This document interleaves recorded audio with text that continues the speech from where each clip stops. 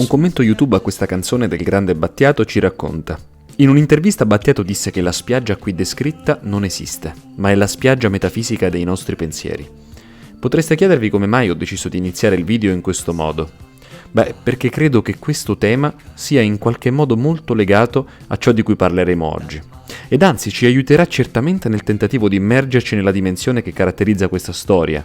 Una storia che si svolgerà attraverso immagini, suggestioni e suoni provenienti proprio da un non luogo e che questo non luogo cercano di raccontarlo. Noi tenteremo di avvicinarci a tale dimensione che è anche quella che abbiamo imparato a frequentare, è anche la dimensione dei lost media.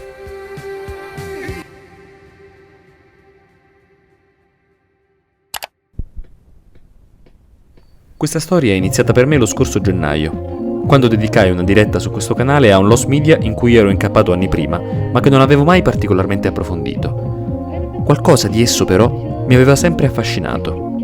Si trattava di un'audiocassetta piuttosto misteriosa, ritrovata per puro caso in un mobiletto in vendita in un mercatino dell'usato e digitalizzata dal suo medesimo scopritore, un appassionato americano dedito a recuperare, digitalizzare e archiviare oscure e vecchie audiocassette, salvandole così dall'oblio. La trasmissione mi permise di approfondire un po' questa vicenda, abbastanza da rendermi conto di due cose. Innanzitutto, questo deve essere considerato un medium orfano, ossia un contenuto che di per sé è disponibile, ma di cui non si conosce alcuna informazione, dall'autore al tempo, al luogo, fino alle precise modalità della sua realizzazione. E, secondo aspetto che è noto, la stessa ricerca di queste informazioni è molto di nicchia nello stesso mondo dei lost media, limitandosi a un articolo su un sito e qualche post su Reddit. Non c'è neppure una pagina dedicata sulla Lost Media Wiki. Incredibile come una vicenda così poco conosciuta sia arrivata casualmente alla mia attenzione. Tutto ciò che si conosce di questa misteriosa audiocassetta è come essa si presenta. Un'illustrazione piuttosto mistica ed affascinante e una scritta sul lato che recita Adimus I, copyright 1984. Ah, un'altra cosa, forse la più importante. Le tracce che questa cassetta custodisce si rivelano incredibili.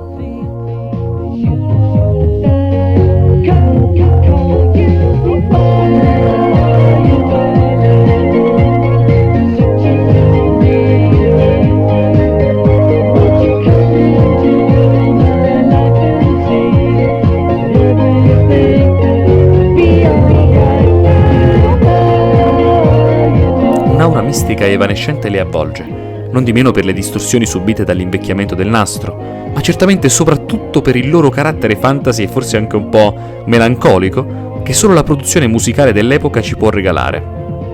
Un commento che non sono più riuscito a ritrovare, e con cui sono molto d'accordo, la descriveva più o meno come la colonna sonora di un La storia infinita proveniente da una realtà parallela. Fui contento di condividere con voi la fascinazione che provavo per questa cassetta e tentai nella diretta di mettere insieme più informazioni possibile. Ma anche per la diffusione molto ristretta della stessa ricerca ero già rassegnato all'idea che nulla di più si sarebbe mai potuto scoprire su Adimus I e mi accontentai di aver parlato di un lost media estremamente sconosciuto, archiviandolo nel canale senza praticamente alcuna aspettativa su risvolti futuri. Fino a quando...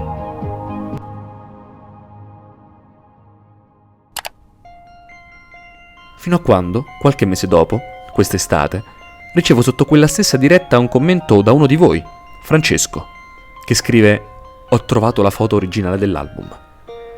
Senza scherzare troppo vi devo dire che ho avuto un piccolo sussulto.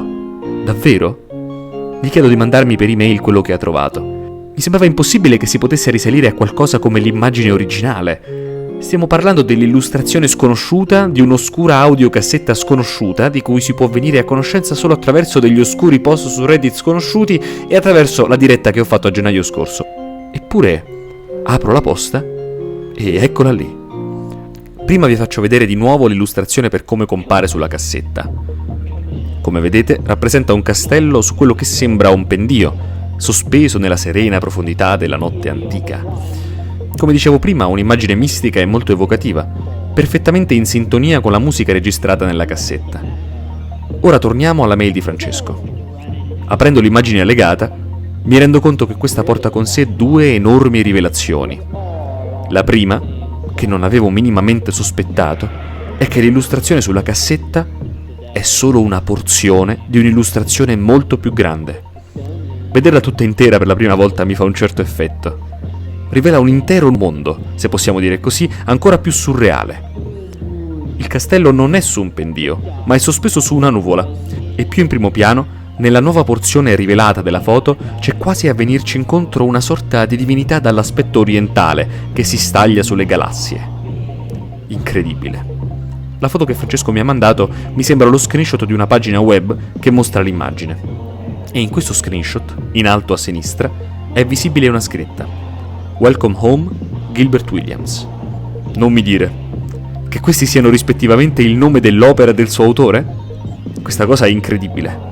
Il contributo di Francesco è di grandissima portata ed è l'occasione per far ripartire la ricerca e scoprire finalmente qualcosa di nuovo su una storia lontanissima, completamente dimenticata anche nella comunità dei Lost Media.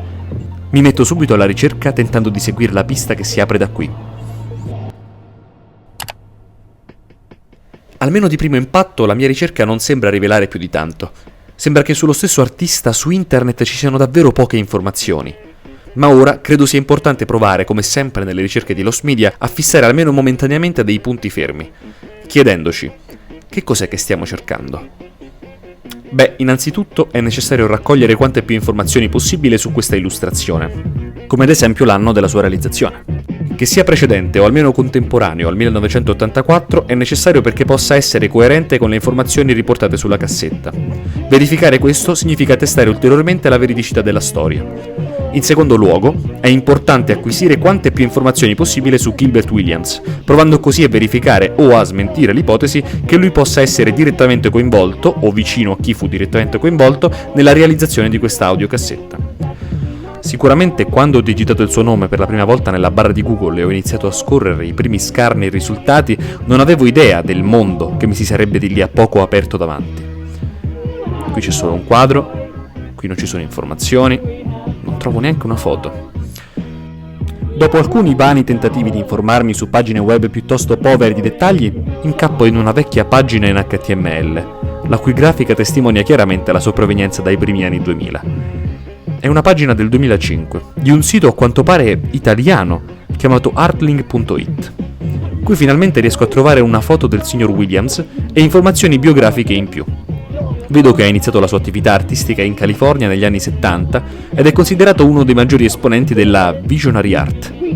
La Visionary Art? E che cos'è? Su questa pagina dovremmo necessariamente tornare. La cosa più interessante adesso è che attraverso questo piccolo angolino di internet sono riuscito a trovare l'indirizzo del sito ufficiale di Gilbert Williams, o almeno l'indirizzo di quello che allora era il sito ufficiale di Gilbert Williams. Ci clicco e, ovviamente, questo è il destino di tante ricerche di Lost Media. Però abbiamo uno strumento potentissimo, che tutti gli appassionati di Lost Media necessariamente conoscono e a cui ricorrono in situazioni come questa: la Wayback Machine. Nel caso non sapesse di cosa parlo, in due parole è un archivio digitale che tra le sue tante attività ha anche quella, appunto, di archiviare pagine web, salvandole in modo da preservarne anche un certo grado di interattività e inventariandole in un ampio calendario. È uno strumento strabiliante, una vera e propria macchina del tempo di internet. Non archivia certo tutte le pagine in rete, molte sfuggono anche alle sue maglie e vengono perdute. Ma se si è fortunati, si è in grado di imbarcarsi in questo piccolo viaggio nel tempo e guardare uno scorcio del passato di internet. Recupero dunque l'URL dal link presente sul sito italiano, lo inserisco nella Wayback Machine e... ecco qui. Questo vecchio sito ormai defunto riprende vita. Così è come appariva nel 2003. Ed è stato archiviato anche con grande meticolosità. Ci sono quasi tutte le pagine e sono cliccabili. Se si possono trovare maggiori informazioni su questo quadro, è proprio qui. Allora, sicuro di questa cosa, mi metto alla ricerca e esploro, rispolverandole, queste vecchie stanze virtuali dimenticate. La ricerca procede a piccoli passi. Finisco in una galleria che raccoglie le opere per periodo di realizzazione. È proprio quello che mi serve per ottenere maggiori informazioni riguardanti quest'opera e per verificare una volta per tutte la sua provenienza cronologica. Durante la mia ricerca alcune di queste opere mi colpiscono molto. Sono molto belle, conferiscono una certa sensazione di pace a chi le guarda. Sono piuttosto eteree e al contempo ciascuna di esse sembra rimandare ad antichi mondi segreti di cui non sapremo mai molto. Non pensavo che mi sarei trovato immerso in un'atmosfera come questa durante la ricerca, anche se era proprio l'atmosfera già richiamata e in un certo senso promessa da Adymus I.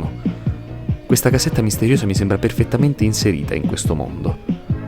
E a un tratto, mentre rimango un po' assorto in tutte queste suggestioni, eccolo lì. Riesumando questo vecchio sito sepolto in un'amatoriale impresa di archeologia digitale, ecco qui un'ulteriore informazione sull'illustrazione di Adymus I. L'anno della sua realizzazione è il 1977. Precede dunque di 7 anni la registrazione della cassetta. Questa scoperta, però, porta con sé un ulteriore colpo di scena.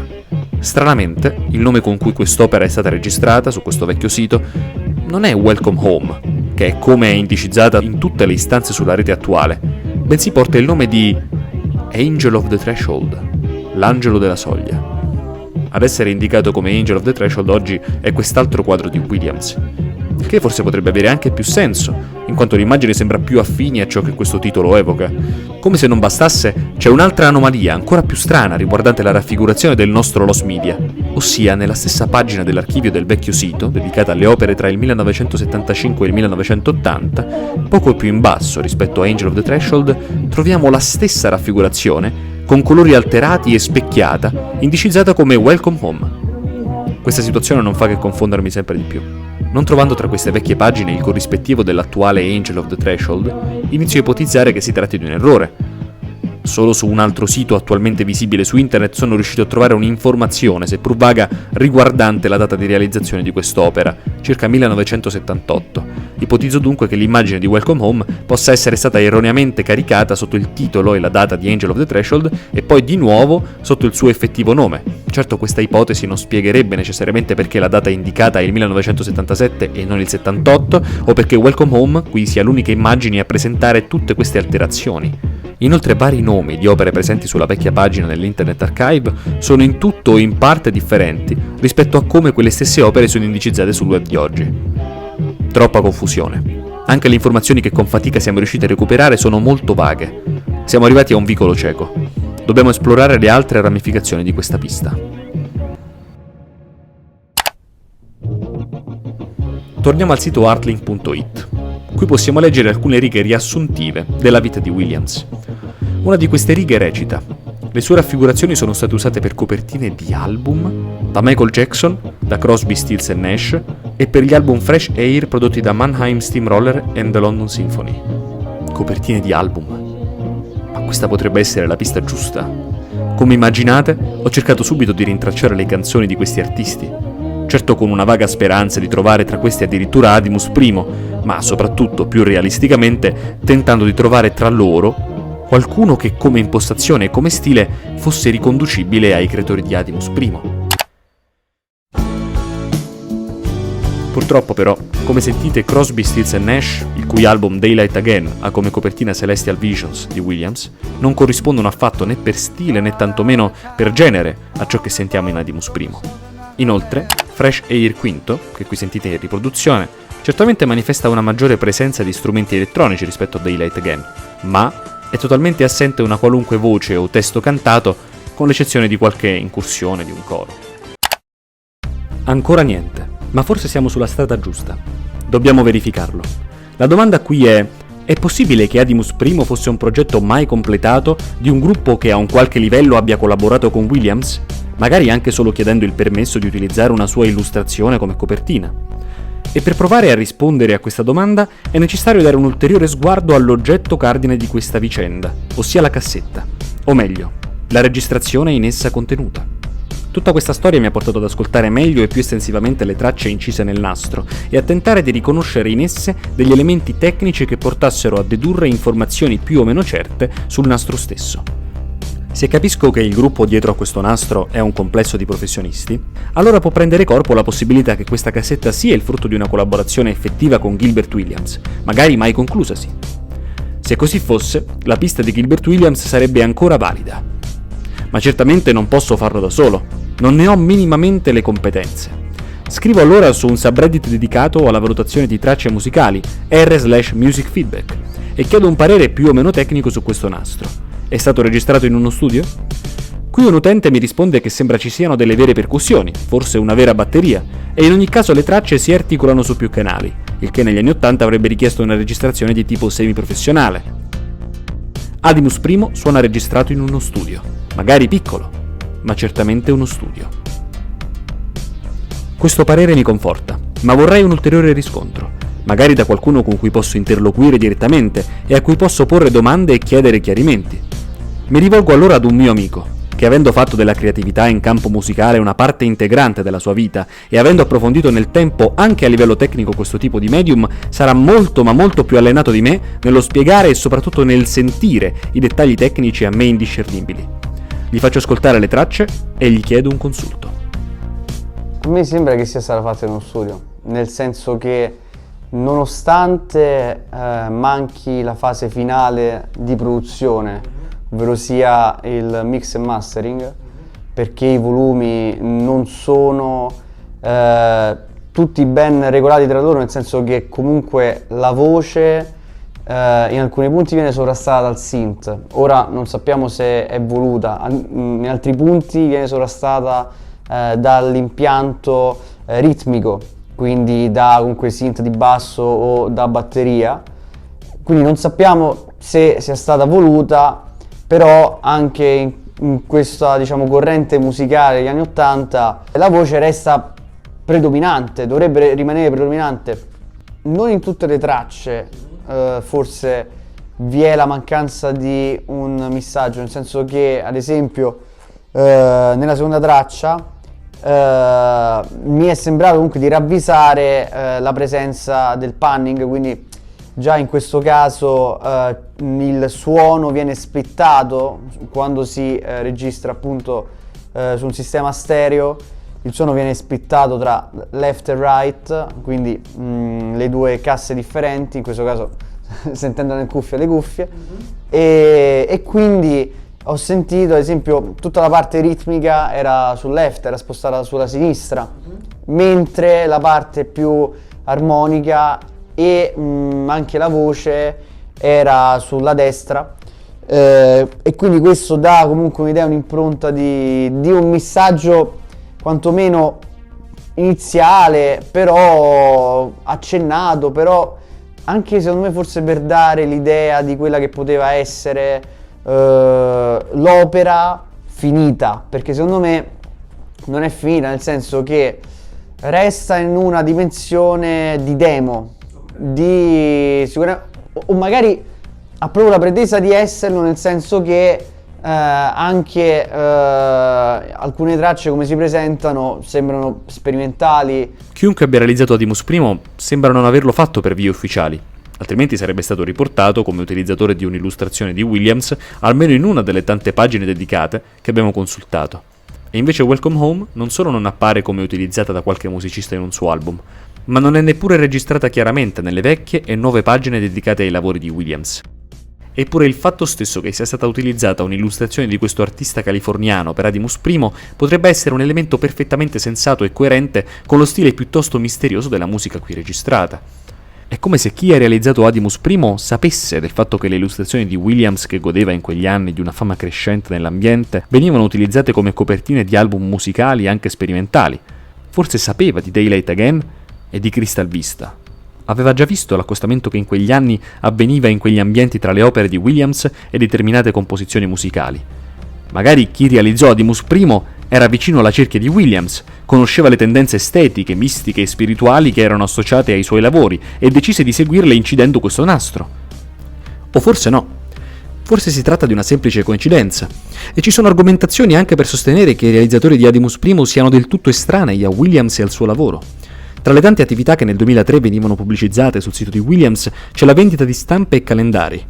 E perfino negli anni 70, precisamente nel 1979, sono riuscito a rintracciare la vendita di un album contenente stampe dei suoi quadri, chiamato Celestial Visitations. C'è una certa probabilità, è necessario dire, che gli autori di Adymus I abbiano semplicemente ritagliato la stampa di Welcome Home da un calendario o magari proprio da Celestial Visitations, e l'abbiano utilizzata come copertina solamente perché credevano magari che l'atmosfera evocata dal quadro di Williams fosse in linea con il tono delle loro tracce amatoriali. Ma tutto ciò senza conoscere Williams nella sua opera. La probabilità di questo scenario, se vogliamo, aumenta ulteriormente considerando quest'altro aspetto. Le tracce di Edimus I sono tra loro molto variegate. I temi passano dal fantasy con Where Are You, alla fantascienza con Earthling's Attention, fino alle tinte horror di The Castle Song. E se i primi due temi citati sono effettivamente molto affini alla Visionary Art, leggendo il testo di The Castle Song ci si rende conto di quanto questo sia distante e incompatibile con i toni positivi ed eterei che la Visionary Art rappresenta, anche nelle sue forme musicali sperimentali, tra l'altro molto spesso senza testo cantato, a differenza di queste tracce. Questo senza contare la distanza che separa il luogo in cui il nastro è stato ritrovato, il Missouri, e lo stato della California, dove Williams è sempre stato attivo. Questa enorme distanza, dando per scontato che lo stato americano in cui Edimus I è stato ritrovato corrisponda con il luogo in cui fu prodotto, alimenta ancor di più il sospetto che i suoi realizzatori non avessero alcun rapporto di collaborazione con Gilbert Williams. Se questo fosse il caso, la pista di Gilbert Williams e della Visionary Art non può portarci a nuove informazioni.